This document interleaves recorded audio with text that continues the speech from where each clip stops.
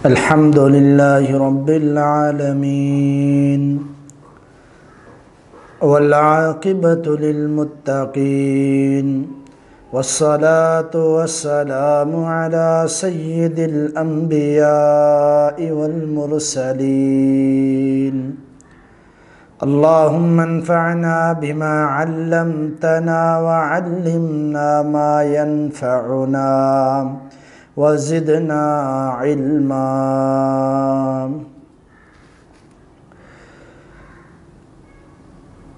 जीअं त असांजो सिलसिलो ईमान जे हवाले सां जारी आहे, सिलसिलावार असांजी गुफ़्तगू हली रही आहे। ईमान जा 70 खां वधीक शोबा आहिनि। नबी अलैहिस्सलातु वस्सलाम जी हदीस जे मुताबिक़ अॼु उन मां असां चोथों शोबो बयानु कंदासीं। वो आहे वुज़ू।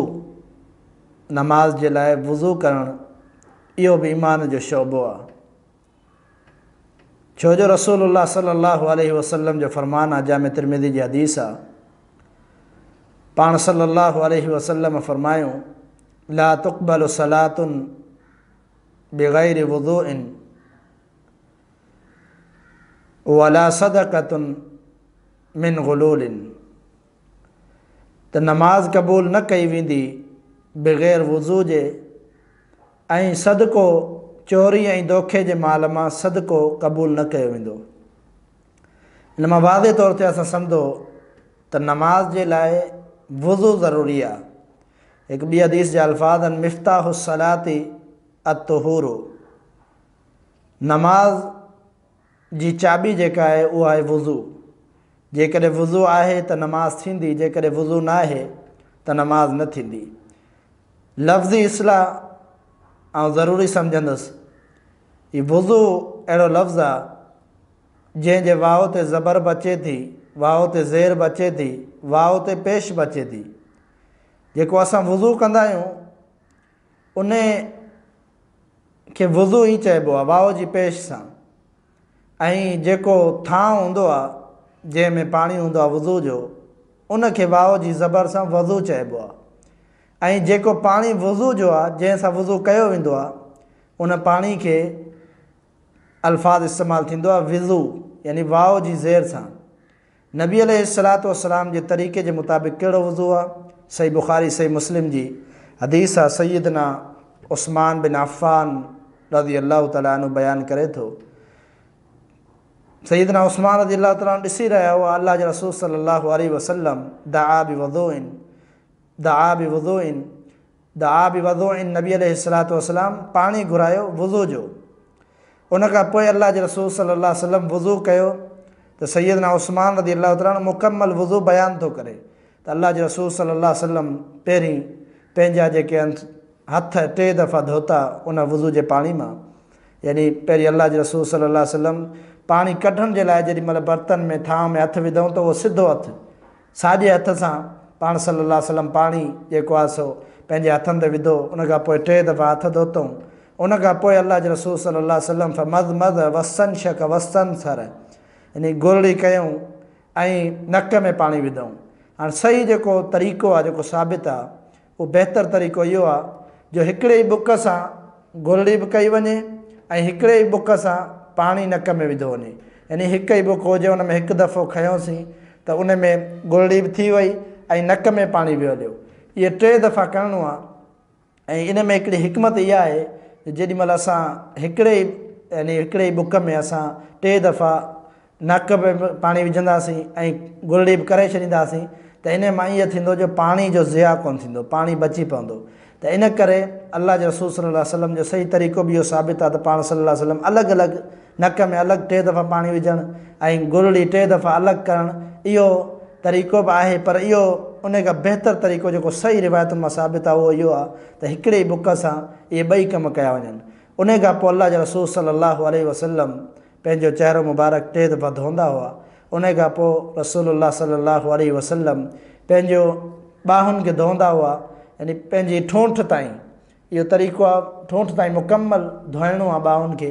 उन खां पोइ पहिरीं साॼी ॿाह, पोइ खाॿी ॿाह। उन खां पोइ अल्लाह जे रसूल सल्लल्लाहु अलैहि वसल्लम पंहिंजे मथे मुबारक जो मसह कयऊं। मथे मुबारक जो मसह मस जो तरीक़ो आहे, हथ खे तरीक़ो ठाहिणो आहे त हीअ जेका आङुर आहे शहादत वारी उहा हुजे निराड़ ते, उन खां पोइ उन जे मुताबिक़ मुकमल आख़िरी ताईं वठी वञिणो आहे। आख़िरी गुदी जेको वारनि जी ख़तमु थियण जी जॻह आहे कंध ते ऐसी ताईं वठी वरी वापसी हथ खे वापसी आणणो आहे निराड़ ताईं। बदा बि मुक़दम रासी हता ज़हब बिहिमा इला कफ़ाहू। हदीस जा अल्फाज़ नबी सल्लम शुरू कंदा हुआ निराड़ खां, पंहिंजे हथ खे खणी वेंदा हुआ पंहिंजी गुदी मुबारक ताईं यानी कंध मुबारक ताईं जिथे वारनि ख़तमु थियण जी जॻह आहे उन खां पोइ वापसी खणी ईंदा हुआ। उन खां पोइ उन सां ई यानी उन ई पाणी सां अल्लाह जा रसूल सल्लल्लाहु अलैहि वसल्लम कन जो ख़िलाल कंदा।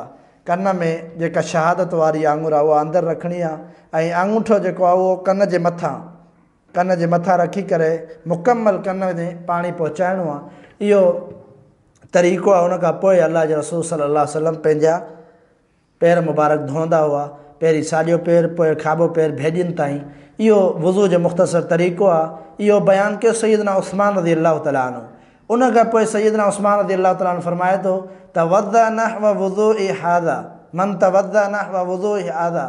उन खां पोइ अल्लाह जे रसूल सल्लल्लाहु अलैहि वसल्लम फरमायो जंहिं शख़्स मुंहिंजे हिन वुज़ू वांगुरु वुज़ू कयो सुम्मा सल्ला रकातैन, उन खां पोइ नमाज़ 2 रकात पढ़ी ख़ुशू ऐं ख़ुदू सां रकात पढ़ी, उन में का बि हरकत कान हुई, माना मतिलबु मुकमल जेका आहे ख़ुशू ख़ुदू सां नमाज़ पढ़ी 2 रकातूं, फरमाए गुफ़िर लहू मा तक़द्दम मिन ज़ंबिही, अल्लाह से हुन जा पोयां गुनाह माफ़ करे छॾे थो।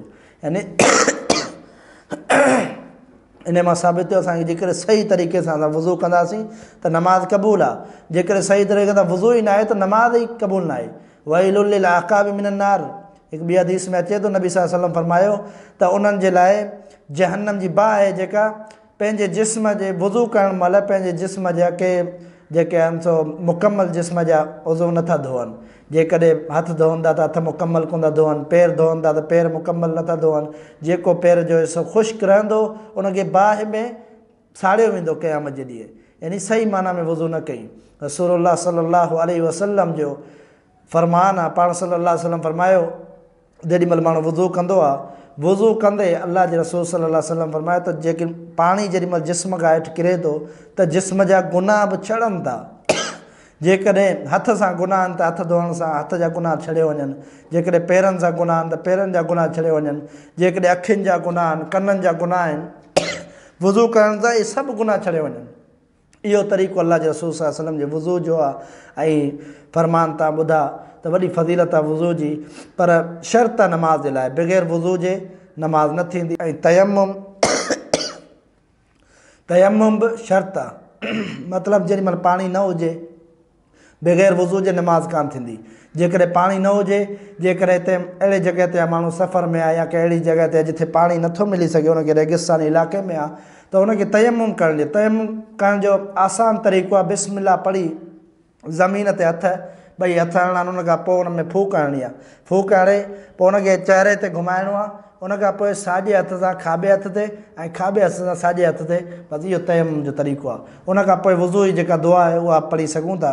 ऐं वुज़ू खां पोइ जेका दुआ आहे नबी अलैहिस्सलातु वस्सलाम सेखारी, पाण फरमायो त उन खां पोइ कलमो पढ़ंदा कयो अशहदु अल्ला इलाहा इल्लल्लाहु वहदहु ला शरीक लहु व अशहदु अन्न मुहम्मदन अब्दुहु व रसूलुहु। इहा दुआ पढ़ंदो फुतिहत लहु अबवाब समानिया, उन जे लाइ अल्लाह रब्बुल आलमीन जन्नत जा 8 ई दरवाज़ा खोले छॾे। यानी जेको शख़्स सही माना में वुज़ू करे उन खां पोइ वुज़ू जी दुआ पढ़े, अल्लाह रब्बुल आलमीन इंतिहाई ख़ुशि थींदो आहे त हिन बहाने हिकिड़ो दीन जेको अहम हिकिड़ो कमु जेको आहे उहो सरअंजाम ॾियण जे लाइ, नमाज़ पढ़ण जे लाइ हिन वुज़ू कयो आहे। इहो मुख़्तसर वुज़ू जे बारे में ॿुधायो। अल्लाह रब्बुल आलमीन खां दुआ आहे सम्झण जी तौफ़ीक़ अता फ़रमाए।